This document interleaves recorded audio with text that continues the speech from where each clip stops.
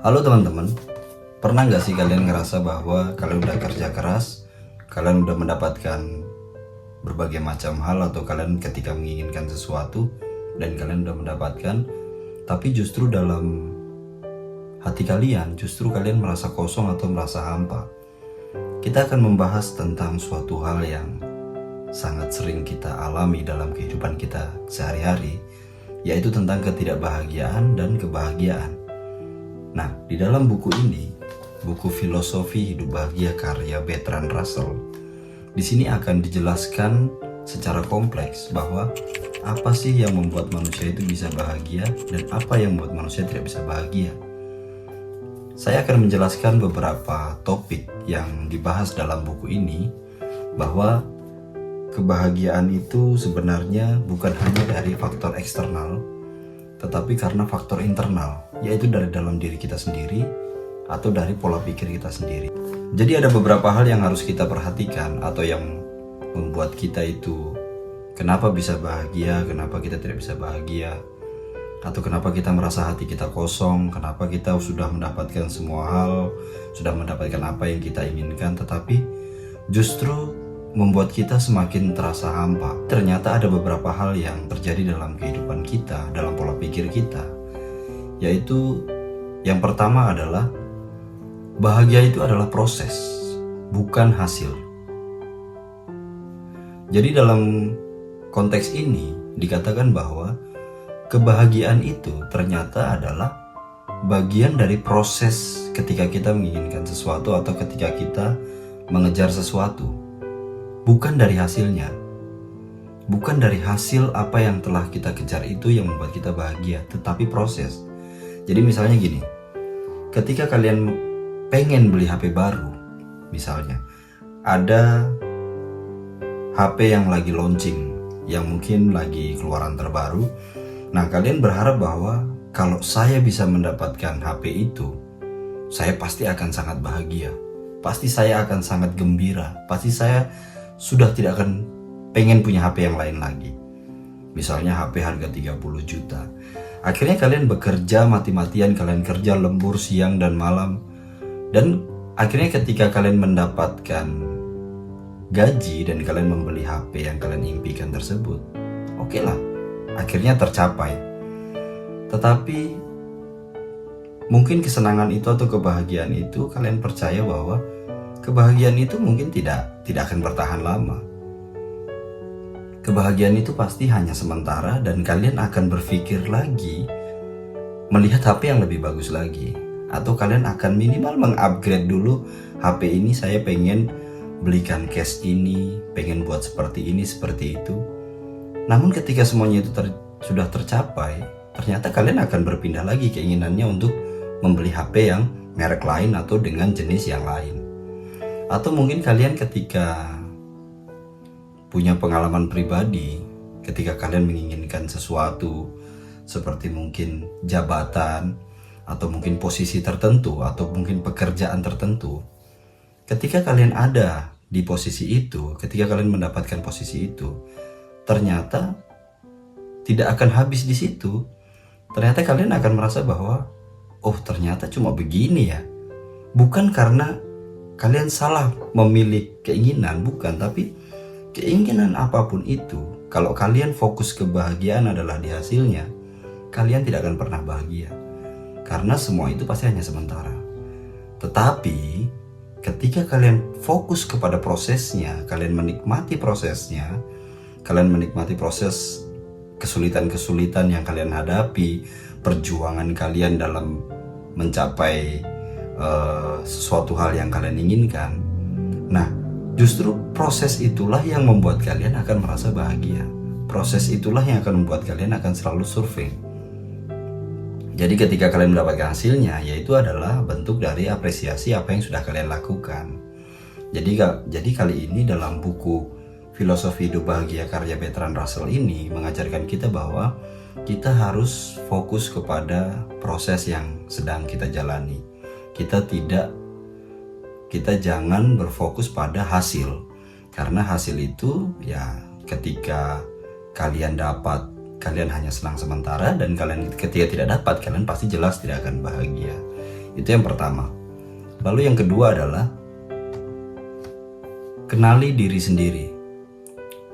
Apa maksudnya kenali diri sendiri? Pada bagian kenali diri sendiri ini artinya kalian harus tahu nih apa yang kalian inginkan dalam kehidupan ini, makna apa yang kalian inginkan dalam kehidupan ini, nilai-nilai apa yang kalian percaya dalam kehidupan kalian. Nah, dari situlah kalian harus menemukan kira-kira potensi saya ada di mana nih. Kita tidak boleh membandingkan dengan nilai orang lain. Kita tidak boleh membandingkan dengan pencapaian orang lain. Misalnya, kalian lihat teman kalian yang mungkin terlihat rapi, mungkin terlihat keren karena kerja di sebuah perbankan. Kalian merasa bahwa wah enak banget nih jadi dia. Kalian merasa bahwa kalau saya jadi dia pasti saya juga akan bahagia dengan penampilan yang sekeren itu. Tetapi ternyata kita tidak tahu nilai kita dengan nilai dia berbeda. Dia mungkin orangnya senang dengan fokus pada sebuah karir. Dia bisa benar-benar menikmati bekerja di kantor dari pagi sampai malam.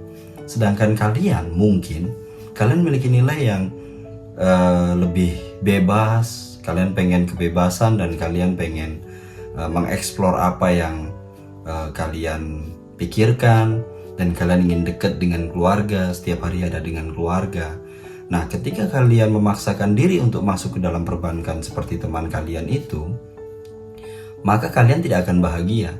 Meskipun kalian menggunakan pakaian yang sama, dengan pakaian yang rapi, dengan pekerjaan yang keren ketika dilihat orang, tapi itu tidak sesuai dengan potensi kalian atau nilai yang kalian inginkan. Akhirnya kalian akan merasa bahwa percuma banyak uang, percuma punya jabatan, tapi keluarga saya tidak pernah ketemu saya setiap malam atau setiap siang. Nah, itulah yang membuat orang terkadang membuat dia jadi tidak bahagia karena dia mengukur potensinya dengan orang lain. Dia menyamakan potensinya dengan orang lain. Dia merasa bahwa kalau saya seperti dia, saya pasti bahagia. Padahal belum tentu. Karena kebahagiaan sejati adalah ketika kalian bisa mengenali diri sendiri dan kalian bekerja atau beraktivitas atau menjalani kehidupan ini sesuai dengan apa yang memang kalian percayai atau kalian teladani atau memang potensi kalian ada di situ. Seorang seniman ketika jiwanya seniman dan dia dipaksa untuk kerja kantoran, dia pasti tidak akan bahagia. Meskipun ada orang yang kerja kantoran, dia bahagia saja. Tetapi karena nilai kalian tidak ada di situ, potensi kalian tidak ada di situ, akhirnya kalian tidak bahagia. Nah, itu adalah penyebab ketidakbahagiaan juga untuk poin kedua. Dan untuk poin ketiga adalah kesederhanaan membebaskan. Apa artinya kesederhanaan membebaskan? Kesederhanaan membebaskan. Apa artinya kesederhanaan membebaskan? Jadi dalam konteks ini, pada poin yang ketiga, bahwa hidup yang sederhana, hidup yang sesuai dengan kemampuan kita, itu akan membuat kita merasa lebih bahagia daripada kita harus memaksakan diri untuk memenuhi kebutuhan kita melebihi kemampuan kita. Jadi hidup sederhana sesuai dengan kemampuan artinya kalian membeli sesuatu, kalian membeli atau mencapai sesuatu itu berdasarkan kemampuan kalian. Kalian lihat teman kalian misalnya punya HP harga 30 juta. Keren, emang kelihatan bagus lah. Tetapi gaji kalian yang hanya UMR dan kalian hanya jabatan kalian mungkin tidak setinggi dia. Nah, ya jangan memaksakan untuk memiliki barang seperti dia. Meskipun kalian mendapatkan barang itu, kalian tidak akan bahagia. Karena apa? Karena kemampuan kalian dipaksakan. Misalnya, demi mendapatkan HP 30 juta, akhirnya kalian kredit. Akhirnya kalian minjem di orang. Akhirnya kalian mengenyampingkan kebutuhan-kebutuhan lain. Nah, itu akhirnya membuat beban bagi diri kalian. Jadi kalau memang belum bisa beli HP 30 juta, ya beli HP yang mungkin cukup sesuai dengan budget kita. Misalnya HP 3 jutaan. Karena toh hasilnya pun secara pekerjaan mungkin sama-sama berguna. Kalian belum harus membeli HP yang harga 30 juta itu. Nah, artinya di sini kalian harus menyesuaikan kebutuhan kalian atau keinginan kalian, ya cukup sesuai dengan kemampuan kalian. Nanti ketika kalian sudah mulai merasa memiliki kemampuan yang lebih, ya kalian meningkatkan lagi keinginan kalian. Artinya keinginan dan kebutuhan kalian harus sesuaikan dengan perhitungan kemampuan atau dari gaji kalian lah, anggaplah seperti itu. Jangan memandang orang lain, jangan memandang mereka yang mungkin bisa membeli barang-barang branded dan kalian merasa bahwa saya kalau bisa memiliki itu pun saya bahagia, padahal belum tentu. Percuma kalau kalian memiliki itu hanya dari uang kredit atau uang yang kalian minjem seperti itu. Nah, itulah yang mempengaruhi kebahagiaan seseorang. Kalian cukup punya HP, kalian nikmati dengan harga 2 juta 3 juta, kalian udah gak perlu ada cicilan, gak perlu ada tanggungan apapun, ya kita gak boleh gengsi lah. Nah, itulah yang kalian nikmati, maka di situ kalian akan bisa merasa hidup kalian akan lebih bahagia, atau kalian tidak merasa bahwa kehidupan kalian seperti tertekan. Nah, itu adalah poin ketiga untuk konsep kebahagiaan. Lalu poin yang keempat, relasi lebih penting dari materi. Nah, apa maksudnya relasi lebih penting daripada materi? Artinya gini, kehidupan manusia itu adalah kebutuhan yang sosial. Kita membutuhkan teman-teman, kita membutuhkan orang yang kita sayang, mungkin seperti keluarga, seperti teman-teman yang dekat dengan kita, atau orang yang kita sayangi. Itu lebih penting daripada materi. Kita harus bisa seimbang. Jadi jangan karena ambisi kita bekerja pagi sampai malam, akhirnya kita tidak bersosialisasi dengan orang lain, kita tidak memiliki pertemanan, kita tidak memiliki orang yang kita sayang. Nah, di situ akhirnya kita merasa bahwa hidup kita akan terasa hampa, karena kehidupan manusia sejatinya adalah butuh sosial. Kita boleh bekerja, boleh kita mencari kerja sampingan, tapi tetap usahakan bahwa kehidupan kita itu tetap ada di sekeliling orang-orang yang kita sayang, ada di sekeliling keluarga, ada di sekeliling teman-teman yang peduli sama kita. Percuma kita dari kantor pulang ke rumah mewah, tapi kita sendiri, kita tidak dengan siapapun, kita tidak memiliki rekan kerja, tidak memiliki teman-teman yang bisa mendengarkan kita, yang bisa menikmati obrolan kita. Nah, di situ kita akan merasa capek, kita akan merasa bahwa percuma punya banyak uang, punya rumah mewah, tapi ujung-ujungnya saya juga tidak bahagia. Seperti itu. Nah, ini sangat mempengaruhi dalam konsep kebahagiaan dan ketidakbahagiaan. Lalu yang kelima, yang terakhir adalah hadir penuh atau mindfulness. Jadi mindfulness ini banyak sekali dibahas di YouTube lain tentang kesadaran diri, tentang menikmati hari ini. Ini biasa dibahas juga dalam video saya yang sebelumnya tentang Ikigai, yaitu kita menyadari kehidupan kita saat ini. Kita mindfulness artinya kita fokus pada diri kita dan saat ini. Jadi di sini dalam konteks ini kita tidak perlu memikirkan apa yang sudah terjadi di masa lalu. Tidak usah kita bahas-bahas lagi apa yang terjadi di masa lalu, apa yang kita sesali di masa lalu. Dan kita juga tidak usah memikirkan masa depan, apa yang akan terjadi di masa depan, apa yang terjadi pada hidup saya di masa depan, 50 tahun ke depan, 20 tahun ke depan. Kita cukup menikmati apa yang saat ini kita alami, apa yang saat ini kita jalani.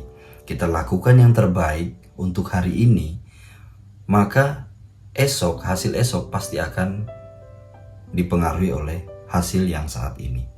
Jadi kita tidak perlu harus jauh memikirkan ke depan, tapi cukup kita lakukan yang terbaik hari ini, dan besok pun sama. Kita harus melakukan yang terbaik untuk hari ini. Kita harus melakukan yang terbaik untuk hari ini, dan kita menyerahkan hari esok ya dari hasil kita saat ini.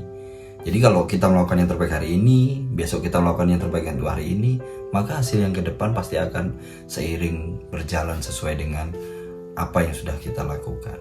Jadi konsep mindfulness itu sangat mempengaruhi dalam kebahagiaan kita dalam jalan kehidupan. Artinya seperti yang saya bahas di awal tadi, bahwa kita menikmati proses, jangan hanya memikirkan hasil, tapi kita menikmati proses, kita nikmati, maka hasilnya pasti akan